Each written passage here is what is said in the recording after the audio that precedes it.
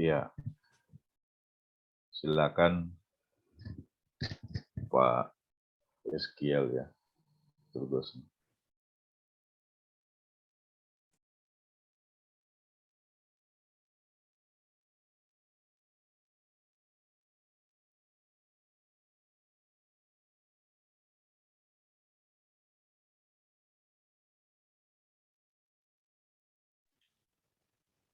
Pak Yeskielnya malah nggak ada.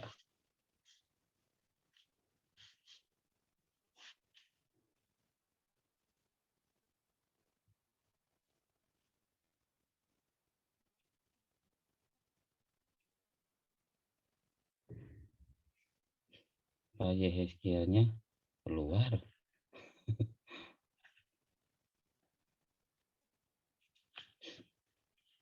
Halo.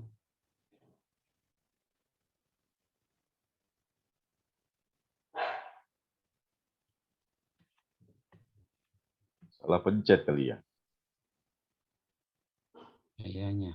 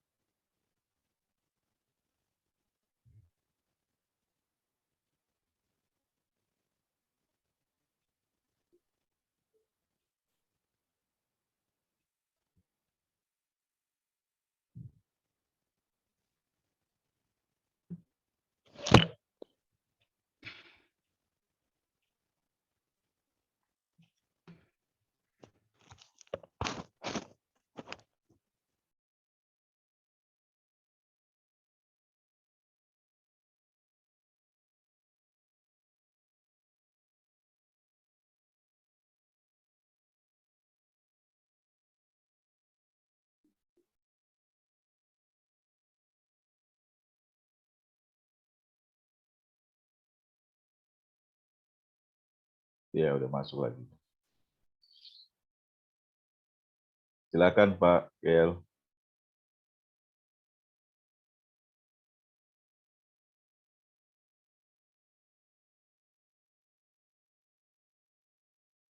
Bapak-Bapak, saat ini kita akan melaksanakan ibadah persekutuan kaum Bapak.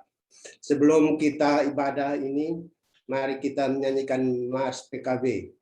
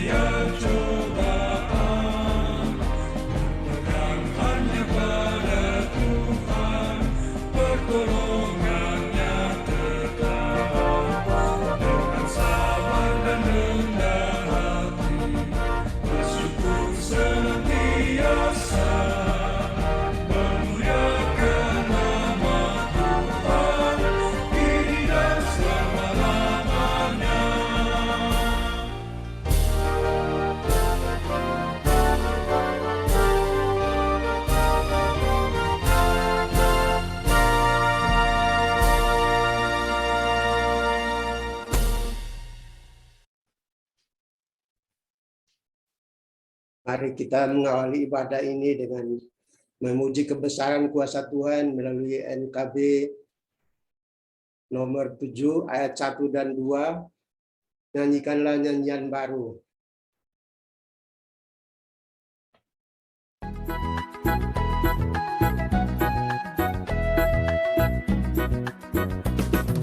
Nyanyikanlah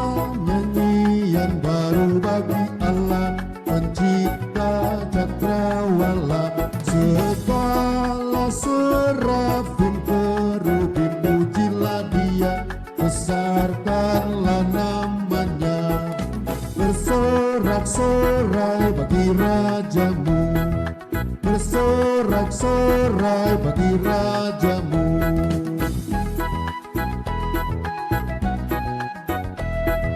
Puji Dia, wahai mentari, wahai bulan, sembahlah Dia terus.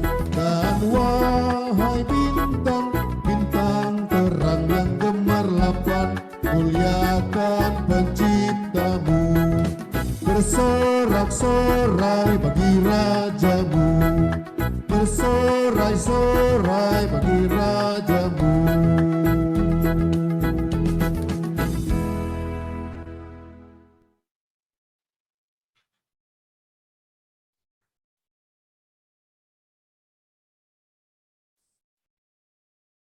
Mari kita berdoa.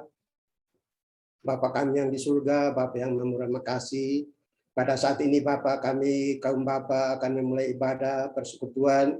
Kaum Bapa pada malam hari ini, kami mohon tuntunan Tuhan sertai kami dari awal, pertengahan, sampai berakhir ibadah kami persekutuan kaum Bapa. Kami yakin dan percaya tuntunan Tuhan sertai kami. Engkau juga berkati Bapak Pendeta yang akan menyampaikan firman-Mu ya Tuhan, tuntun dan sertai hamba-Mu. Engkau juga berkati hamba-hamba-Mu atau Bapak-Bapak yang hadir pada saat ini Tuhan, berkati mereka, sertai mereka dalam ibadah persekutuan kaum Bapak pada malam hari ini. Kami bersyukur juga Tuhan pada multimedia yang turut ambil bagian dalam ibadah kami pada malam hari ini. Tuhan sertai, Tuhan bimbing dan tuntun mereka dalam segala hal. Terima kasih Bapak, inilah doa syukur kami, hanya dalam nama Yesus Kristus kami berdoa dan mengucap syukur kepada Bapa di surga. Amin.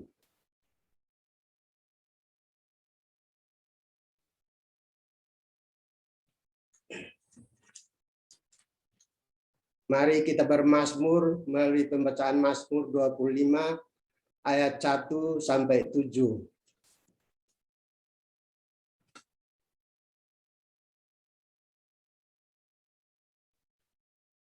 Doa mohon ampun dan perlindungan. Kepadamu ya Tuhan, kuangkat jiwaku, Allahku, kepadamu aku percaya. Janganlah kiranya aku mendapat malu, janganlah musuhku beria-ria atas aku. Ya, semua orang yang menantikan Engkau takkan mendapat malu. Yang mendapat malu ialah mereka yang berbuat khianat dengan tidak ada alasannya. Beritahukanlah jalan-jalan-Mu kepadaku ya Tuhan. Tunjukkanlah itu kepadaku. Bawalah aku berjalan dalam kebenaran-Mu dan ajarlah aku, sebab akulah Allah yang menyelamatkan. Sebab Engkaulah Allah yang menyelamatkan aku. Engkau ku nantikan sepanjang hari. Ingatlah segala rahmat-Mu dan kasih setia-Mu ya Tuhan. Sebab semuanya itu sudah ada sejak purbakala. Dosa-dosaku pada waktu muda dan pelanggaran-pelanggaranku janganlah Kau ingat. Tetapi ingatlah kepadaku sesuai dengan kasih setia-Mu.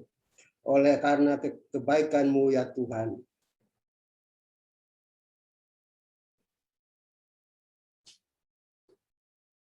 Demikian mazmur pujian kepada Tuhan. Kita kembali memuji Tuhan melalui nyanyian NKB nomor 20 ayat 1 dan 2, Batu Karang yang Teguh.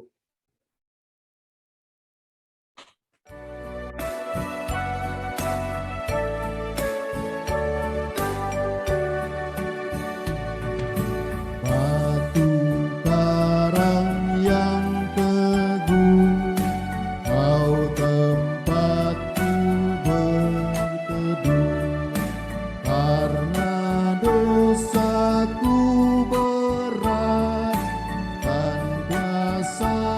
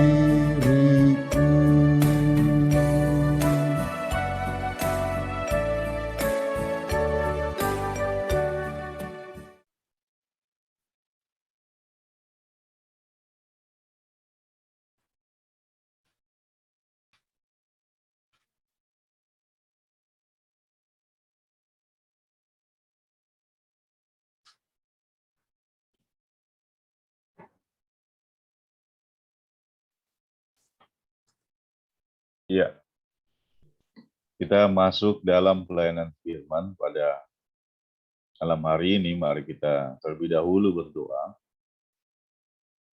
Kami bersyukur kepada Tuhan, sekalipun di dalam kelelahan dan keterbatasan kami, kembali kami datang untuk menghadap Tuhan dalam persekutuan kaum bapa di malam hari ini. Kami akan kembali membaca bagian dari kitab Mazmur. Kiranya Tuhan menyertai kami dan memberkati pikiran kami, sehingga kami beroleh pengetahuan yang benar untuk kehidupan kami hari lepas hari. Dalam nama Tuhan Yesus kami berdoa. Amin.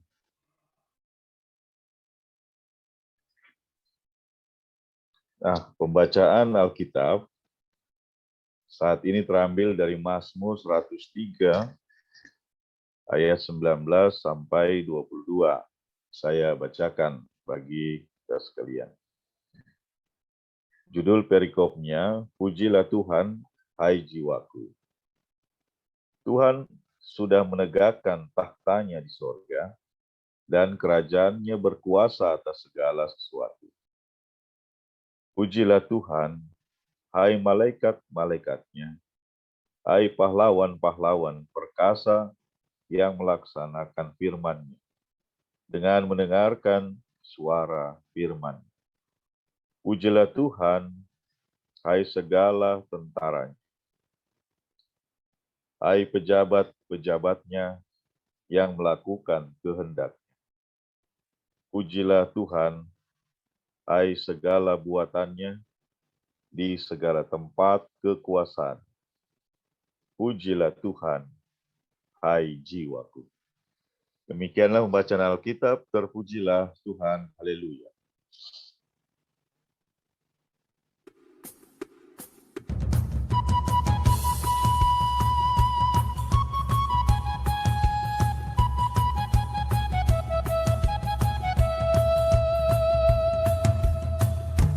Haleluya, haleluya, pujilah Tuhanmu selamanya, haleluya.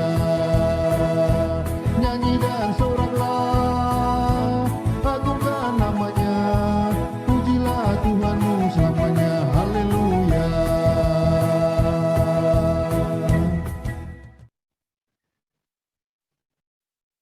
Iya. Malam hari ini, Bapak-Bapak sekalian, kita akan merenungkan satu tema, yaitu Tuhan berkuasa atas segalanya. Nah, yang pertama-tama saya mau sampaikan kepada kita semua untuk mengingat kembali tentang berbagai nama yang ada di dalam Alkitab. Nama yang terdiri dari beberapa kata, tetapi menunjuk kepada Tuhan. Gitu. Nah, di dalam Alkitab kita, baik perjanjian lama maupun perjanjian baru, itu pertama kali ya, satu kata yang sering dipakai yaitu Allah. Nah, sekalipun Allah itu secara etimologis berasal dari bahasa Arab, tetapi ketika lembaga Alkitab memakai kata Allah itu di dalam Alkitab terjemahan bahasa Indonesia, maka kata Allah itu sudah diadopsi ke dalam bahasa Indonesia. Sehingga kita tidak berbicara kata Allah dalam terjemahan Allah dalam Quran, tetapi kata Allah yang diterjemahkan dari kata Elohim, yaitu pencipta segala sesuatu yang ada. Nah, jadi kata Allah kalau kita lihat dalam Alkitab kita itu bukan dari Allah, tapi dari Elohim terjemahannya. Nah, kemudian bacaan kita dalam Mazmur ini menuliskan Tuhan dengan huruf besar semua. Nah, Tuhan dengan huruf besar semua ini merupakan terjemahan dari kata Yahweh, yaitu pribadi Allah umat Israel. Nah, tetapi sampai dengan saat ini, orang-orang Israel itu tidak berani menyebut kata Yahweh. Oleh karena itu, seringkali kata Tuhan yang huruf besar semua ini, dalam penyebutannya itu diganti dengan pengertian Tuhan dengan huruf T saja yang besar, yang diterjemahkan dari kata Adonai. Nah, oleh karena itu, di umat Israel sampai dengan hari ini, mereka tidak pernah berani membaca kata Tuhan dengan huruf besar ini dengan Yahweh. Tetapi mereka pasti akan membacanya Adonai. Nah, kenapa begitu? Karena dua loh batu yang diberikan kepada Musa itu. Salah satu perintahnya menyebutkan jangan menyebut nama Tuhan Allahmu dengan sembarangan. Maka sejak saat itu dipakailah kata ganti Adonai untuk Yahweh.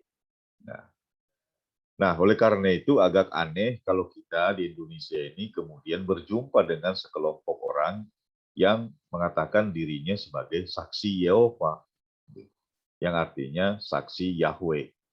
Dan lah orang Israel sendiri aja nggak berani bilang Yahweh.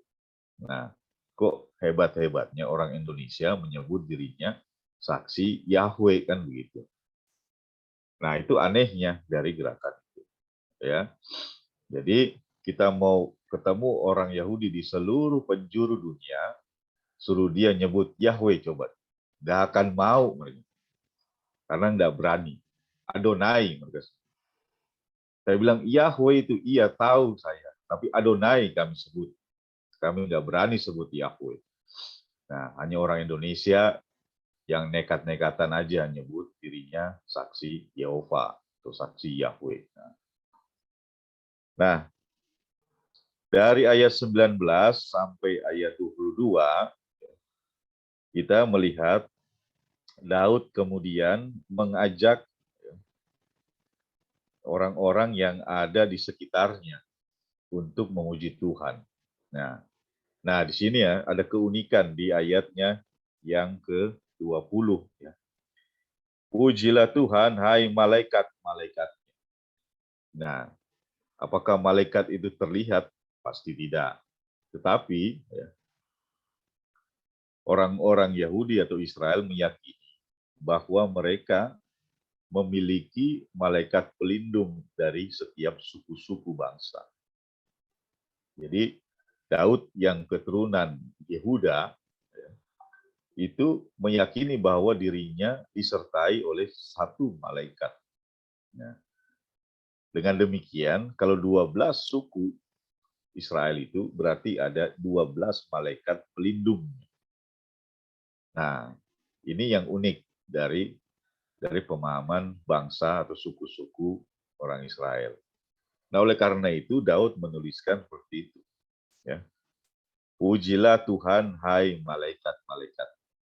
Nah, jadi dia mau menyebut kepada bukan malaikat yang di sorga, ya, tetapi kepada pelindung-pelindung suku-suku Israel itu untuk memuji nama Adonai. Nah, lalu yang kedua, pahlawan-pahlawan perkasa yang melaksanakan firman. Jadi di dalam istana Daud itu ada prajurit-prajurit khusus, pahlawan-pahlawan ahli perang yang selalu menjadi pemimpin dalam peperangan. Kalau dalam bahasa kerajaan-kerajaan Indonesia itu sering kita mengenal istilahnya panglima perang, senopati, atau tokoh-tokoh lain yang menjadi pimpinan dalam pasukan-pasukan khusus. Nah, itulah pahlawan-pahlawan perkasa yang selalu memberikan kemenangan-kemenangan kepada Daud. Nah, kemudian selain pahlawan-pahlawan yang perkasa perkasa, Daud juga mengajak segala tentaranya, prajurit-prajurit yang selalu maju di barisan paling depan. Diajak juga untuk tidak lupa memuji kebesaran Tuhan. Nah, kenapa begitu? Ya, kita pasti bisa membayangkan Daud menghendaki setiap prajuritnya dilindungi oleh kuasa Tuhan, sehingga beroleh keselamatan ketika melakukan tugas kenegaraan bersama dengan pahlawan-pahlawan perang lainnya. Lalu yang berikutnya yang diajak untuk memuji Tuhan adalah pejabat-pejabat. Jadi di dalam lingkungan istana itu kan pasti ada pejabat-pejabat. Ya, penasihat-penasihat raja, menteri-menteri, ya, pemimpin-pemimpin dalam bidang-bidang khusus. Ya. Semua yang menjabat di dalam istana itu juga diajak untuk memuji Tuhan.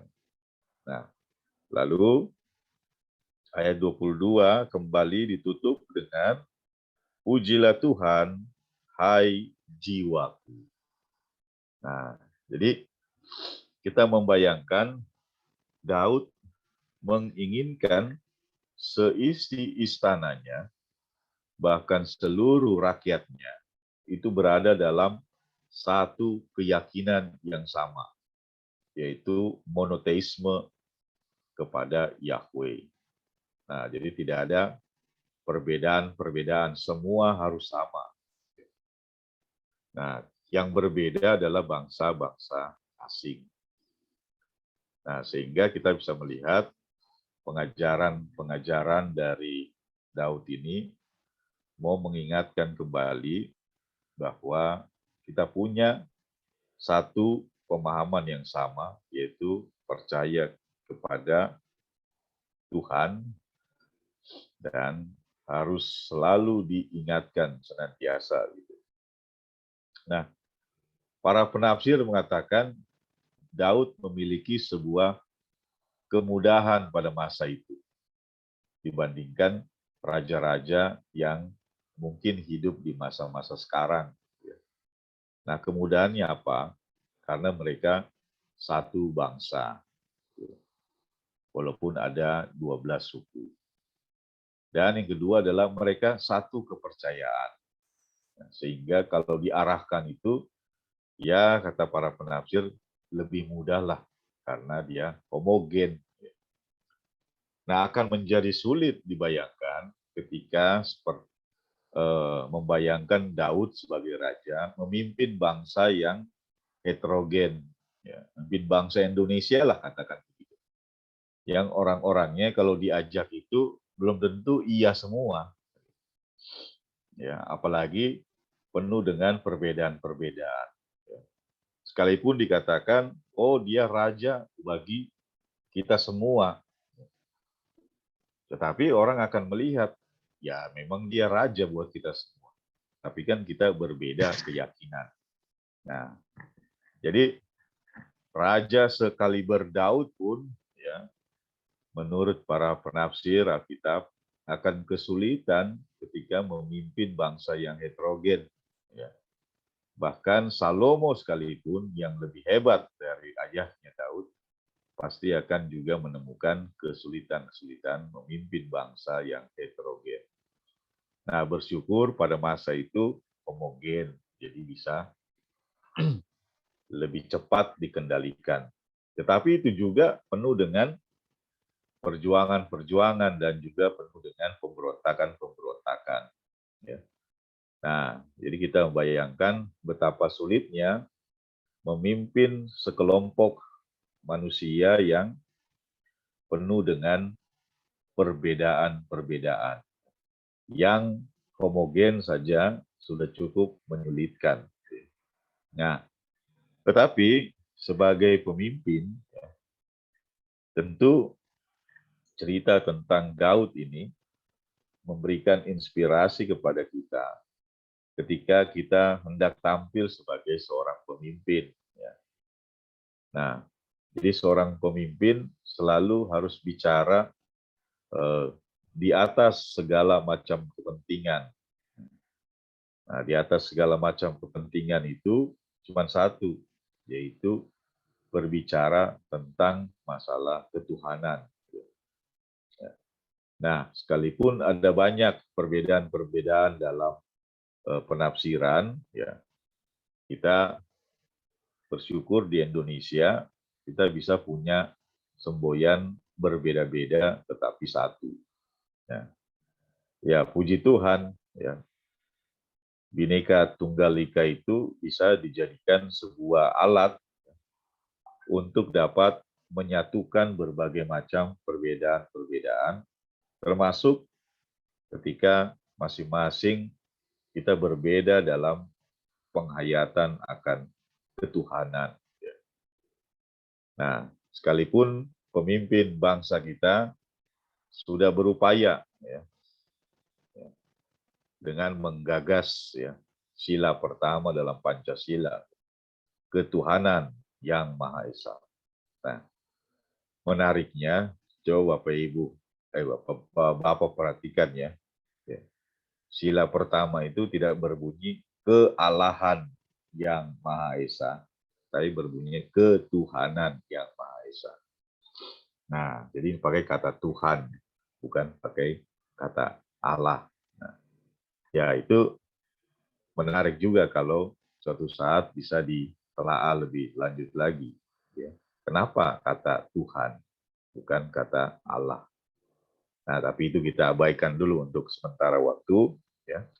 Kita fokus kembali kepada pembacaan ini, di mana Daud mau menghimpun semua kekuatan yang terbaik dalam lingkaran kehidupannya, mulai dari manusia sampai para malaikat pelindung, diajak untuk memuliakan Tuhan yang sama.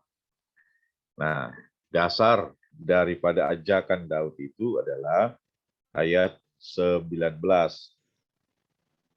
Tuhan sudah menegakkan taktanya di sorga, dan kerajaannya berkuasa atas segala sesuatu. Ya.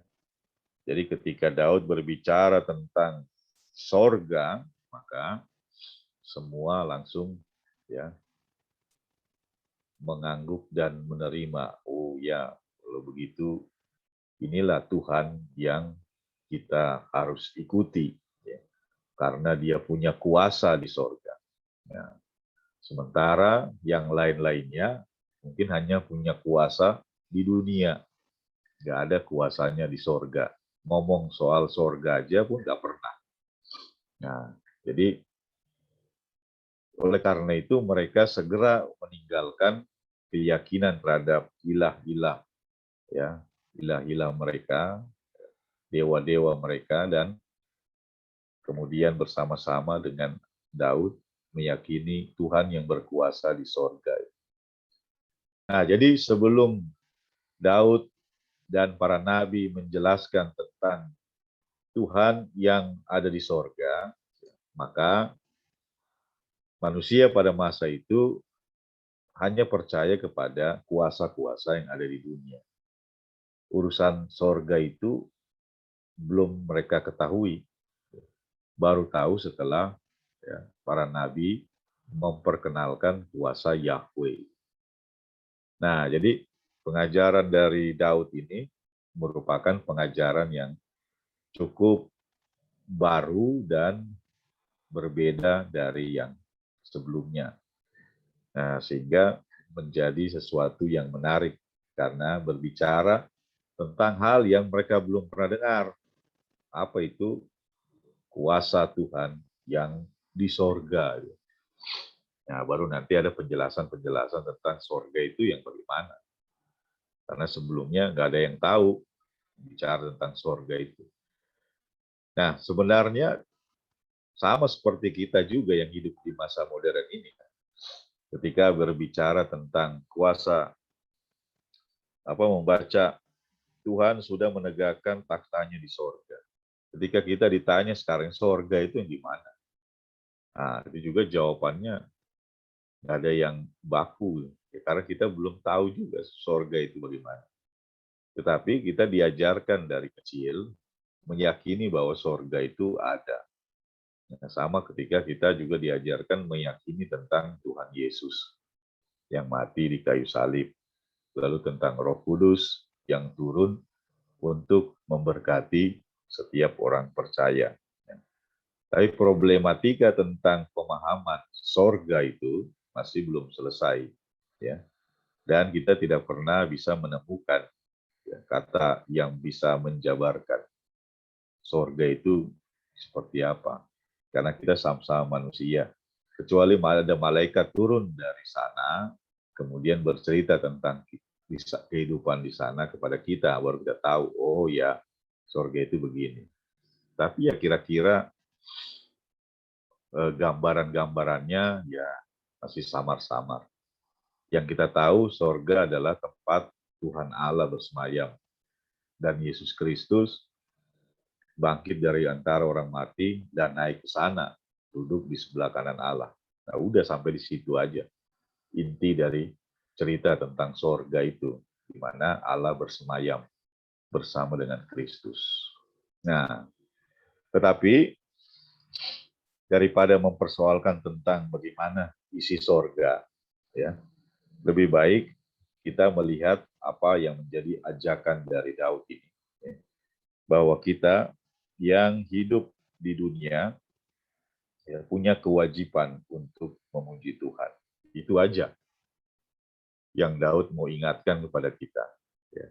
Dalam segala-gala hal yang bisa kita kerjakan di dalam kehidupan sehari-hari, dalam aktivitas seperti apapun, ya, jangan lupa untuk menyiapkan waktu memuji nama Tuhan.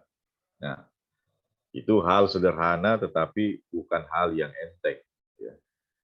Kadang-kadang di tengah-tengah berbagai macam kesibukan yang membuat kita menjadi kelelahan, ya, memuji Tuhan itu menjadi sesuatu yang langka. Ya, karena apa? Sudah keburu capek, sudah keburu ngantuk, keburu lelah, dan sebagainya, dan sebagainya. Nah, padahal untuk memuji Tuhan itu diperlukan, ya, bukan waktu sisa-sisa, atau bukan sisa-sisa waktu, dan bukan juga sisa-sisa tenaga. Gitu. Jadi harus kondisi yang prima. Kan gitu. Nah, jadi kita membawa diri kita yang masih segar, ya masih fresh, itu untuk datang memuji Tuhan. Nah, itu yang tidak mudah. Nah, gitu. Nah, jadi kalau kita yang sampai dengan saat ini tetap begitu berjuang untuk tetap hadir di dalam persekutuan-persekutuan yang memuji Tuhan, maka bersyukurlah. Dan begitu. Dan seperti kata Alkitab, segala usahamu tidak akan sia-sia. Karena Tuhan yang melihatnya dari atas sana.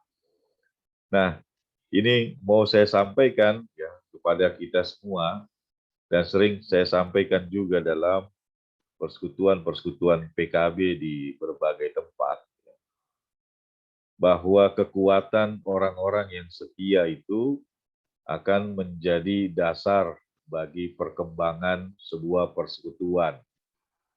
Kalau orang-orang yang setia kemudian loyo, maka persekutuan apapun yang dibentuk dalam gereja akan bubar. Dan begitu. Jadi bapak-bapak misalnya yang setia terus kepada ibadah PKB, diharapkan terus memegang kesetiaannya itu. Sehingga orang yang tidak setia itu kemudian merasa malu melihat yang setia. Dia. Tapi kalau yang setia akhirnya mengikut kepada yang tidak setia, ya habis semuanya. Kan begitu. Nah, itulah yang menjadi sebuah tantangannya di dalam bergereja dan berjemaat. Ya, apakah kesetiaan itu bisa terus dipertahankan? Nah, itu yang menjadi tantangannya. Kan? Kalau cuma hadir dalam ibadah, ya, Ya, kita bisa kumpulkan kok ribuan orang dalam satu kali ibadah. Tapi apakah dia setia dalam ibadah-ibadah selanjutnya? Belum tentu, kan begitu. Nah, tantangan yang berat itu adalah kesetiaan. Nah, oleh karena itu, Daud berbicara kepada jiwanya, rohnya. Pujilah Tuhan, hai jiwaku.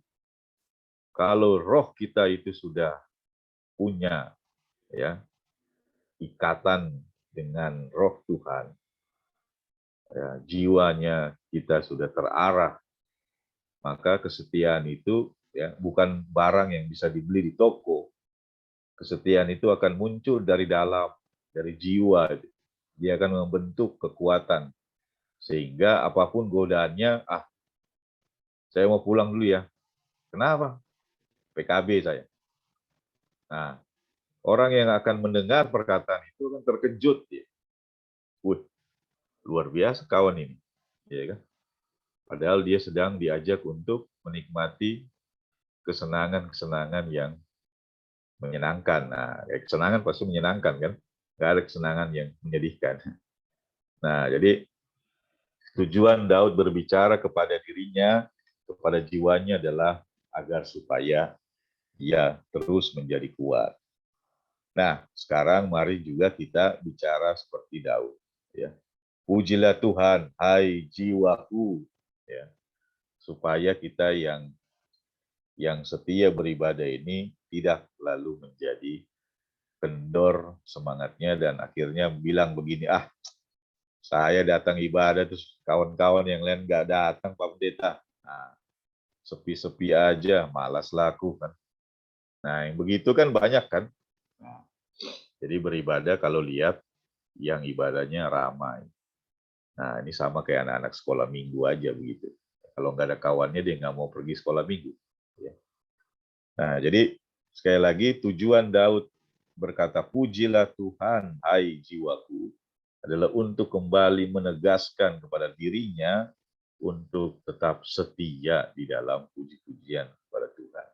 Sambil mengajak yang lain, ayo semua kamu, ya, pejabat, semua kamu pahlawan perang, semua kamu prajurit, semua yang ada di atas dunia ini, mari memuji Tuhan. Nah, jadi sambil mengajak orang, tetapi kita juga sambil mengingatkan diri kita untuk tetap setia di dalam persekutuan-persekutuan. Nah, semoga Bapak PKB yang sedikit ini ya tidak pernah kendor sehingga menjadi jangkar bagi PKB lainnya untuk bisa kembali ke jalan yang benar, yaitu beribadah di dalam Pelkat PKB. Nah, itu yang menjadi perenungan kita. Mari kita berkata seperti Daud, pujilah Tuhan, hai jiwaku.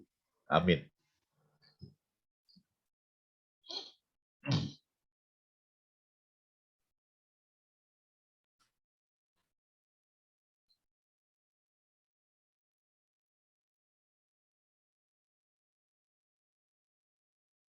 Ya, kita bernyanyi NKB 116.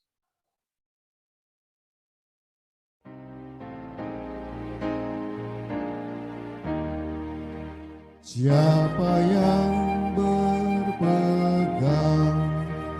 pada sabda Tuhan dan setia mematuhinya,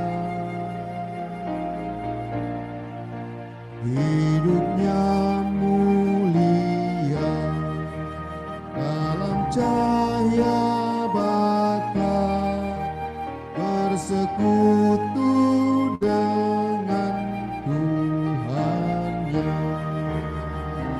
Percayalah dan pegang sabdanya, hidupmu dalam Yesus sungguh bahagia.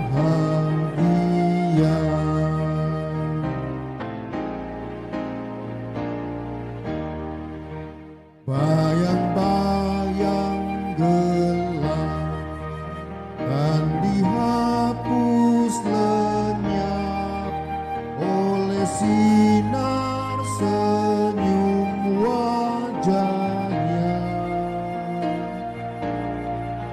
rasa takut dan syak kan menghilang cepat dari yang berpegang padanya. Percayalah dan pegang sabdanya, hidupmu dalam Yesus sungguh bahagia.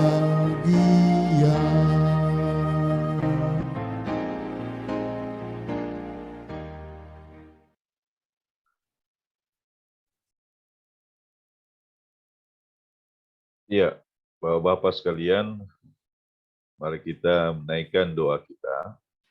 Kita berdoa. Ya Allah Bapa di sorga, kami datang untuk menaikkan rasa syukur kami karena persekutuan yang boleh terjadi di malam hari ini di antara kaum Bapa.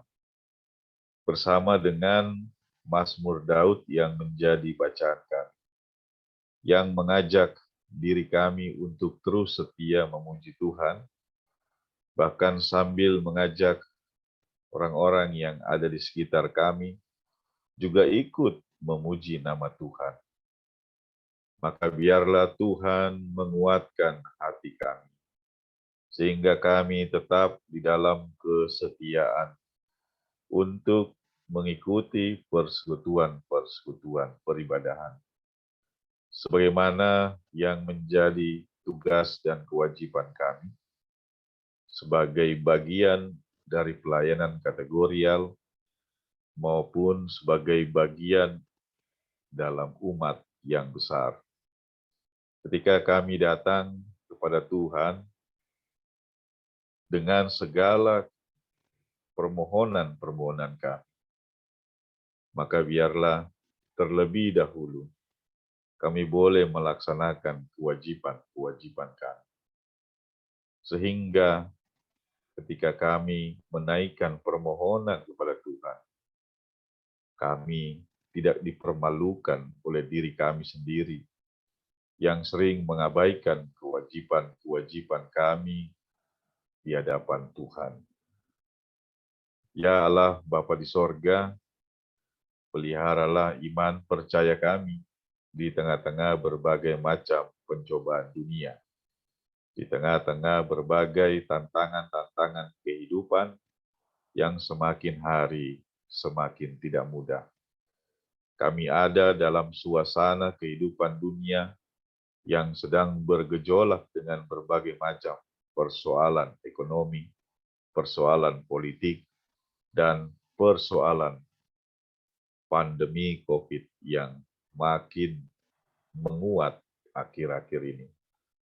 Khususnya di negara kami, Indonesia, ada berbagai macam kejadian, berbagai macam peristiwa yang sering membuat kami bertanya-tanya akan kuasa Tuhan dalam hidup manusia. Maka biarlah kami tetap memegang keyakinan kami bahwa sekalipun dunia ini bergejolak, bumi runtuh, tetapi kasih setia Tuhan tetap memegang kehidupan kami untuk selanjutnya di masa-masa yang akan datang. Ya Allah, Bapa di sorga, kami berdoa untuk PKB yang boleh hadir di dalam ibadah Zoom ini. Biarlah masing-masing beroleh sukacita karena karunia Tuhan, bersama dengan anggota keluarganya dan rumah tangganya. Dan kami berharap senantiasa Tuhan juga memanggil kembali setiap anggota PKB agar menjalankan tugas dan kewajiban dalam persekutuan kaum Bapa ini. Berkati juga para pengurus yang berupaya untuk tetap menjalankan ibadah-ibadah rutin ini. Dan biarlah mereka semua diberikan kesehatan bersama-sama juga dengan keluarga mereka.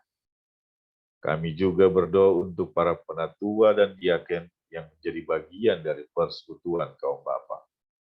Biarlah juga masing-masing boleh menjadi teladan bagi warga PKB lainnya. Dan kami semua juga bisa saling mengingatkan satu dengan yang lain akan tugas dan kewajiban kami di hadapan Tuhan.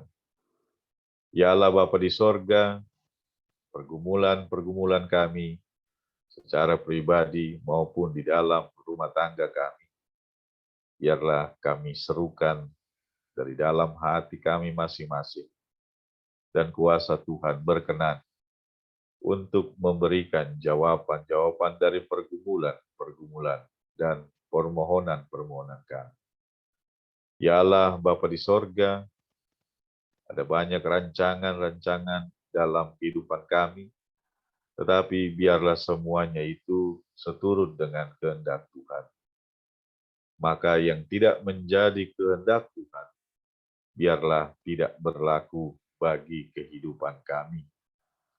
Tolonglah kami dari jeratan kuasa dosa, lindungi kami dari tawaran-tawaran nikmat yang duniawi, dan biarlah kami boleh tetap senantiasa memegang prinsip kehidupan kami. Sekalipun jalan hidup ini tidak terlalu menyenangkan buat kami, tetapi kami tetap percaya bahwa Tuhan ada bersama dengan kami. Terima kasih ya Allah Bapa di sorga, kami serahkan diri kami dan persekutuan ini, kiranya Tuhan selalu menolong kami. Kami berdoa untuk setiap anggota PKB yang sedang mengalami berbagai macam sakit penyakit, yang kurang sehat di malam hari ini. Tuhan lindungi dan pulihkan kesehatan mereka, sehingga mereka boleh dapat berkumpul dengan keluarga dan juga dengan persekutuan ini. Terima kasih ya Tuhan, inilah doa syukur dan permohonan kami, yang kami panjatkan melalui Yesus Kristus, Sang Juru Selamat dunia, yang telah mengajarkan kami berdoa Bapa kami. Bapa kami yang di sorga, dikuduskanlah namamu, datanglah kerajaanmu, jadilah kehendak-Mu di bumi seperti di sorga. Berilah kami pada hari ini makanan kami yang secukupnya, dan ampunilah kami akan kesalahan kami, seperti kami juga mengampuni orang yang bersalah kepada kami. Dan janganlah membawa kami dalam pencobaan, tetapi lepaskanlah kami daripada yang jahat.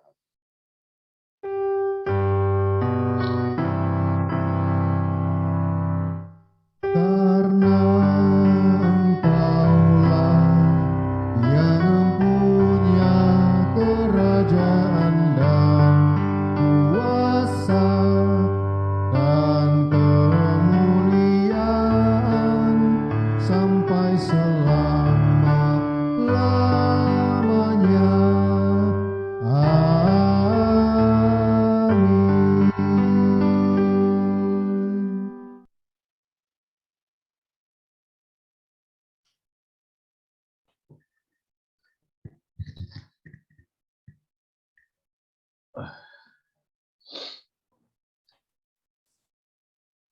Marilah kita memberikan persembahan syukur kita kepada Tuhan sebagai tanda syukur atas karya keselamatan Tuhan bagi kehidupan kita.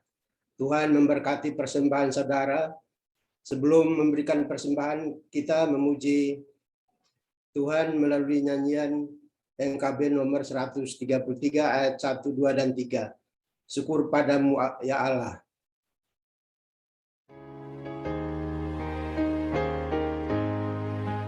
Syukur padamu ya Allah atas segala rahmat-Mu.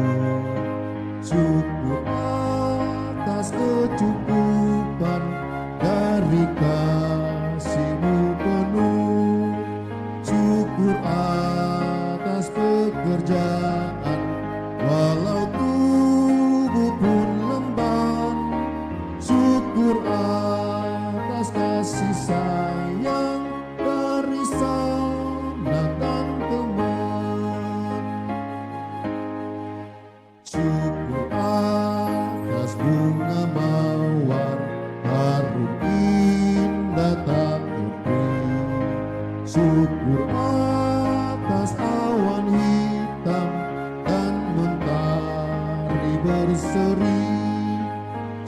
syukur atas suka duka yang kau beri tiap saat, dan firman-Mu lah pelita agar kami tak sesat. Syukur atas keluarga penuh kasih yang mesra, syukur atas perhimpunan yang memberi sejahtera, syukur atas kekuatan kala duka dan kesal, syukur atas pengharapan kini dan selamanya.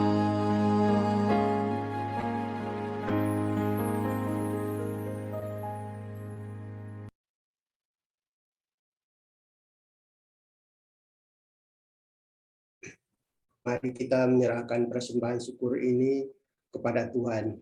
Mari kita berdoa.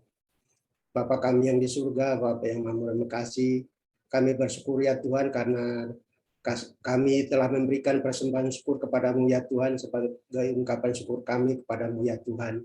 Tuhan berkati persembahan kami sehingga persembahan kami ini menjadi berkat bagi pelayanan ya Tuhan. Terima kasih Tuhan, kami berdoa dan bersyukur kepadamu ya Bapa. Dalam nama Anak Yesus Kristus, persembahan yang hidup kami berdoa. Amin.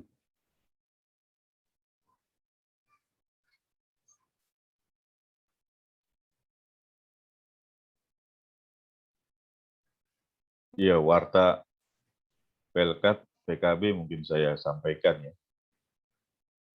Jadi nanti akan disampaikan juga di dalam grup PKB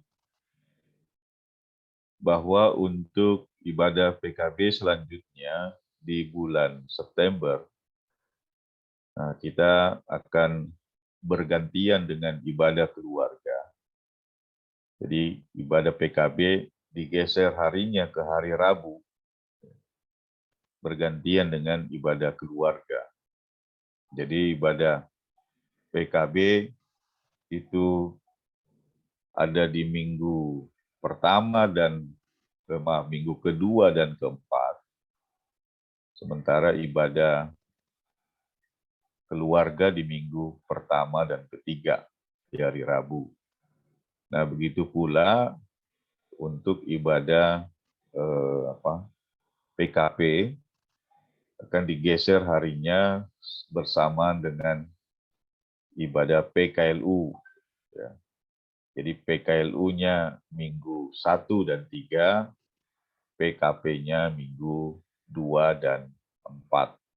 Nah, itu yang menjadi perubahan untuk melaksanakan aspirasi dari warga jemaat yang masuk dalam pembahasan sidang Majelis Jumat, yaitu untuk mengurangi beban dari penggunaan kuota-kuota internet akibat dari banyaknya kegiatan dalam Zoom, ya, karena orang tua juga berbagi dengan anaknya di sekolah dalam pembelajaran.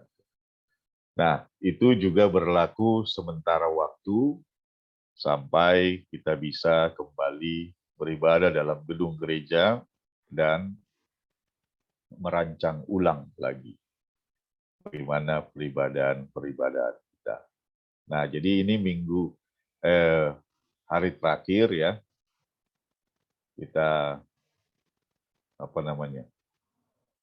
ibadah di hari Selasa ya. Nanti selanjutnya sudah ibadah di hari Rabu bergantian dengan ibadah keluarga. Nah, sebenarnya masih ada sih itu ya, Selasa di tanggal 31 kalau nggak salah. Ya. Tetapi karena Rabu sudah tanggal 1, ya maka digeser saja ke tanggal 1. Nah, mungkin itu warta yang perlu disampaikan, nanti disampaikan lagi lewat grup persekutuan kaum Bapak. Nah, yang kedua, nah ini saya kurang tahu apakah sudah disiapkan ya, bahwa ada pembinaan tematik bagi pelkat-pelkat. Salah satunya ada pembinaan bagi pelkat PKB. Nanti coba saya cek lagi besok dengan ketuanya. Nah, ini itu akan berlangsung di akhir minggu ini. Kalau saya tidak salah itu di hari Sabtu. Nah, pengurus dan beberapa warga dari pelkat PKP sudah mendaftar itu lewat Google Form ya. Karena pembinaan tematik ini pembinaan dari sinode untuk pelkat-pelkat, jadi belum tentu ada lagi tahun-tahun depan. Jadi para pengurus dan anggota PKB mungkin nanti dikoordinir oleh ketuanya, bisa sedia untuk mengikuti pembinaan, ya. Biaya ditanggung oleh gereja, ya. Ada biaya kontribusi 60.000 atau 60 berapa itu, tanggung oleh gereja. Yang penting anggota atau pengurus PKB bersedia mengikuti pembinaan itu secara Zoom. Ya, jadi ini pembinaan bagi semua jemaat-jemaat di Mupel Jabar II yang dilakukan oleh Dewan dari Majelis Sinode. Nah, itu mungkin mendapat perhatian khusus agar bisa mengikuti pembinaan-pembinaan tingkat sinode bagi pelkat PKB. Saya kira itu yang bisa saya sampaikan, ya, mewakili pengurus PKB dalam menyampaikan warta pelkat PKB. Nah, Bapak-Bapak sekalian, pulanglah dengan anugerah Tuhan dan jadilah pelaku firman dalam kehidupanmu. Nah, mari kita menyanyi lagu pengutusan. Kuutus kau NKB 200.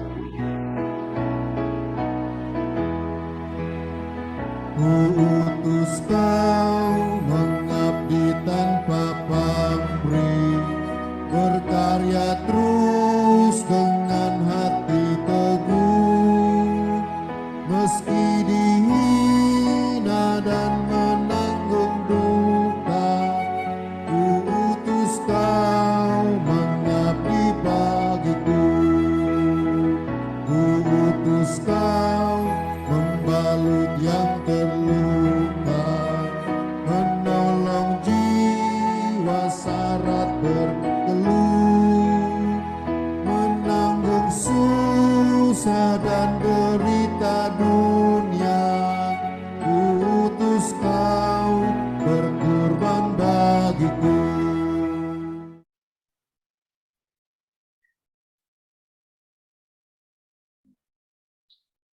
Arahkan hati dan pikiran kepada Tuhan, terimalah berkat Tuhan.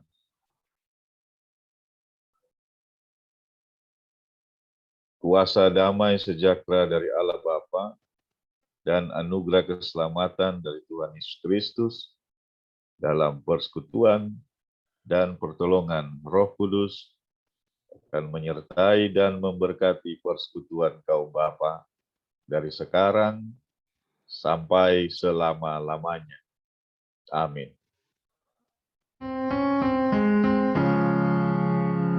Amin, haleluya, amin, haleluya, terpuji namamu, amin, haleluya.